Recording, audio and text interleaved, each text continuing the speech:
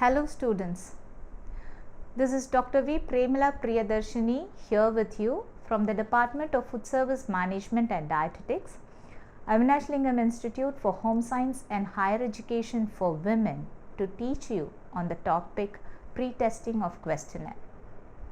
Today's presentation of mine will have a brief introduction on research, objectives of this module, types of research, different tools of data collection, questionnaire in particular, and pre-testing of questionnaire, pilot study, and of course the summary of what we have learnt. To start with, let me tell you that according to the Advanced Learners Dictionary of Current English, research simply means a careful investigation or an enquiry, especially through search of new facts in any branch of knowledge.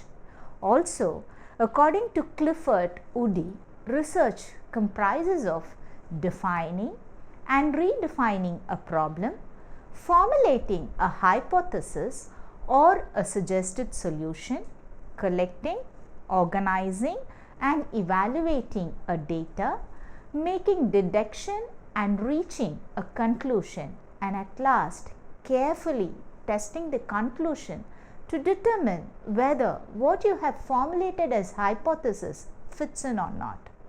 Student, be it any discipline, science, home science, humanities or management study, we do research for the following reasons. First one, to get a new idea or a better understanding on a well-established fact or a concept. For example, does light really travel in a straight line? This is a problem. Or to project precisely the nature of a particular person, group, concept or an event or a situation. And to give you an example, why children like an ice cream. Or else to find out the cause and effect of something and the frequency of occurrence. To put it in nutshell, what will be the effect of rainfall on an agricultural output can be an example for this. And the next one, to test a statement of prediction, that is a hypothesis that we set. An example can be like this: use of solar light, will it definitely reduce the consumption of electricity? So far, any research is an origin of any new idea or a finding that substantiate the existing knowledge. With this brief introduction on research, this current module will make you to gain knowledge on different types of research, understand the different types of questionnaire, designing a questionnaire, testing the reliability of the questionnaire. Let me start today's lesson with different types of research. Research are of different types. They may be descriptive, analytical, applied, quantitative, qualitative, conceptual and empirical. Now let us see briefly what they mean. A descriptive research are the one in which survey and fact-finding enquiries of different kinds are done. The major purpose of descriptive research is to give a description of fact, situation, event or a state of affair as it is in the current scenario. Coming to the analytical research, it tries to explore or understand the fact or information already available and analyze them to make a critical evaluation of material. Whereas in an applied research, a researcher works towards solving a problem. It can be of the society or an industry or a business organization. Whereas on the other hand, we formulate theories in fundamental research. Quantitative research is based on measurement of quantity or amounts. It is applicable to phenomena that can be expressed in terms of quantity. Qualitative research, on the other hand, is concerned with qualitative analysis, that is, analyzing relating to or involving qualities or kind. Example is hemoglobin analysis. Conceptual research is that related to some abstract ideas or theory. It is generally used by philosophers or thinkers to develop new concepts or to reinterpret existing one. And now the empirical research is purely a data-based research, coming up with conclusions which are capable of being verified by observation or experiment. Apart from this, we have other types of research like field setting research or laboratory research or simulations, clinical or diagnostic research, case study methods or in-depth research, exploratory research, historical research, and conclusion-oriented research. Having seen on different types of research, let us now get some basic insight on tools in research. I hope you all agree with me that any information that we collect is a data. Data are of two types, the primary data and the secondary one. Data that are collected by the investigator by themselves for the first time are called primary data. On the other hand, if we use the data that already exists are called as secondary data. To collect data, we use several tools like observation checklist, interview schedule, questionnaire, and warranty card, distributor's audit, pantry audit, consumer panels, mechanical devices, projective techniques, and content analysis. From the above methods, the observation checklist, interview method, and questionnaire are the most commonly used tools in data collection. Now let us see briefly the observational checklist, interview method, and the questionnaire in detail subsequently. Under the observation method, the information is collected by observing the event directly, either using a structured format or by means of an informal observation. All behavioral research use this tool to collect information. The interview method, data is collected by asking oral questions and receives the response in verbal. This method can be used through personal interviews and if possible through telephone interviews. Now let us move on to one of the most commonly used tools in data collection, the questionnaire. Questionnaires are the most widely used survey data collection method. The main reason why they are most commonly used are they are very easy, flexible, reliable, and the most convenient among all. Remember that if the questionnaire are designed properly according to the objectives, it is considered to be one of the best method of data collection. Questionnaire gives their best when the researcher uses standardized questions and when he or she is very much confident about the interpretation of questions asked. Hence, it can be said that they are best used for descriptive or explanatory research. Questionnaires, when used along with other tools, a complete and an in-depth information can be collected. This process is otherwise known as a multi-method approach. For example, to know the attitude of a customer, a questionnaire can be used to understand their attitude towards something, and an in-depth interview can also be done. Students, keep it in mind that designing of questionnaire completely depends on the researcher and the type of studies involved.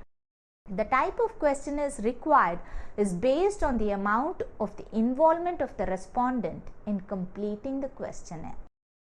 There are mainly two types of questionnaires: self-administered questionnaire and an interviewer-administered questionnaire. A self-administered questionnaires are completed by respondents themselves. They can be given by hand on an individual and collect them later, or can be sent through email or even a post.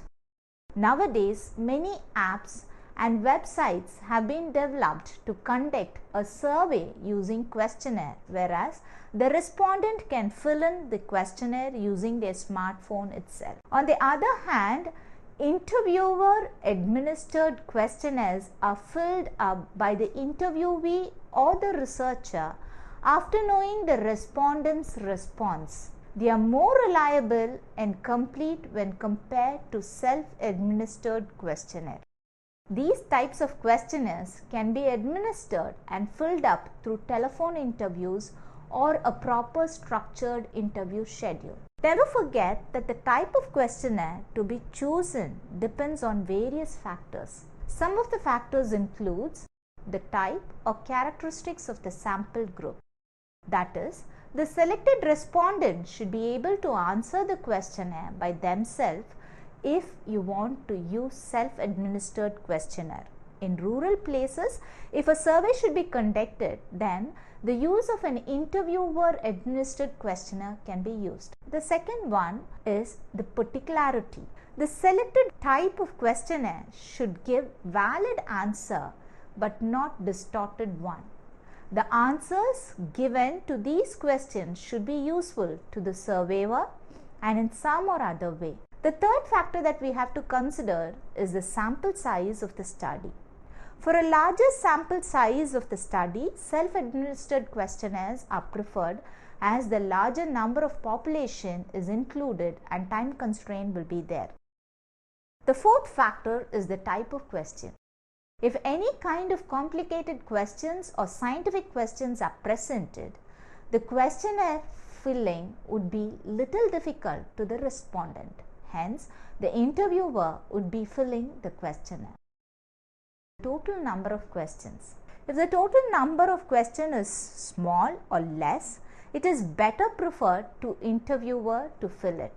Else, if it is huge, then it is the respondent who will fill it, as the time taken to interview and will be a huge process. Also, the other types of questionnaires one chooses increases the reliability of the questionnaire and also the respondent rate will increase. While selecting a questionnaire, take into consideration the time constraint, the finance, the number of field workers, and ease of data entry or coding and interpretation. Having seen on factors to be considered while using a questionnaire, let us now learn how to design a questionnaire. Each question in a questionnaire should be administered according to the objectives of the study and the information required achieving that objective. Three main principles should be kept in mind while designing a questionnaire. They are adopting questions from other standardized questionnaires, adapting the questions according to the objectives of your study, developing or designing new questions as required. Adopt or adapt helps to increase the reliability of the questionnaire and also they help to compare the result of your study with an existing one. But to meet your own objectives of the study, you require or you should design new questions such that the result will be unique from other studies. Now let us see what are the types of questions we should include while designing a questionnaire. There are two types of questions which can be used in a questionnaire. Remember that both types of questions have their own advantages and disadvantages. Open-ended questions. These type of questions allow the respondent to write their own response in the space provided. Close-ended questions, or on the other hand, will force the respondent to choose an answer among the options provided. Basically, there are 6 types of close-ended questions. The first one is list. The respondent should select or choose from a list of options. They can be more than 4 or 5 options and can select how many options they want. The second one is to categorize. That is, to categorize any information according to the type. Only one option should be chosen. The third one is to ask the respondent to rank. The respondent should be able to rank or arrange the options given in a particular order. The next one is asking the respondent to rate it on a rating scale. For example, a hedonic scale or a preference scale can be used for this purpose. The next one is to quantify. The type of questions which you ask about the amount should be specifically given. And the final one is by using a grid, the responses to 2 or more similar questions can be recorded at the same time. After designing a questionnaire, it is mandatory to introduce the questionnaire. A clear, concise introduction about the questionnaire should be given so that it explains to the respondent about the questionnaire and about the topic of survey.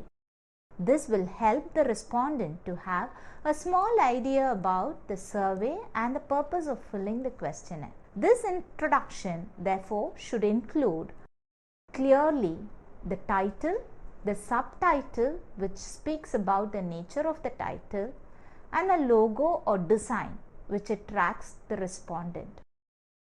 Remember that before we administer the questionnaire for a data collection, pre-testing or pilot testing is essential to find out the suitability of questions asked and its relevance in data collection. Pilot testing is also known as pre-testing. It is very important as it increases the use of any tool which is used to collect the primary data. A pilot testing is done by giving the questionnaire to a smaller set of people and the responses are collected and interpreted. These interpretations should be checked with the required answer and objectives whether they are meeting the criteria or not. Thus, a pilot testing will help us to know the clarity of the questions, time taken by the respondent or the interviewer to complete a questionnaire, to filter out unnecessary questions, to know any ambiguity in questions, to know how the respondent will understand the question, and finally, to know how attractive and appealing a questionnaire is to be to the respondent. Let us now move on to the testing of reliability of a questionnaire. Reliability can be defined as the ability of a measure to produce the same or highly similar result on repeated administration. The reliability of a questionnaire can be tested in 3 stages: test or retest. This helps to correlate the data collected from same questionnaire at nearly equal circumstances. Therefore, questionnaire should be given twice to the respondent. Internal consistency is the second step. This will help to correlate the response of each question with other questions. It helps in knowing the internal consistency of a questionnaire. And the final step is to give an alternate form. This helps in comparing the responses with the responses taken when the same question is asked in a different form. They are usually known as check questions. According to Roger, there are 4 steps to increase the reliability. Increase in number of questions or items according to the required response. The respondent should not feel bored. When the administration process of the question to the respondent is similar, the reliability increases. Scoring error should be reduced. The items written or given should be checked clearly so that there is no ambiguity. Now let us move on to the validity of a questionnaire. Validity of a measure is the extent to which the tool measures what you intend to. To test the validity of a questionnaire, 3 steps of tests are done. Content validity. You have to check the validity of the content. It checks whether the questionnaire contains the questions related to the topic of a study or the relevant study. The next one, you have to check the validity of the construct of your questionnaire. That is, you have to check whether the result obtained are nearly or equal to the prediction that you have made. And the third one is to check the criterions of your validity, which can be done by concurrent validity testing and by predictive validity testing. The concurrent validity testing tests the questionnaire's results are compared with the same type of established one or correlated. The predictive validity is done by comparing the actual result with the predicted result. So students, to summarize, so far we have learnt a brief introduction about research, the objectives of this module, the different types of research, the tools in data collection, the questionnaire, types of questionnaires, how to design a questionnaire, the two types of questions which can be used in a questionnaire, and how to test the reliability and validity of a questionnaire. Students, always keep it in your mind, to become a good researcher, one has to inculcate the habit of observation. You should be inquisitive, you should have critical thinking, try to innovate with novelty to bring solution to any problem. Thank you for listening. Enrich yourself with more learning. Have a good day.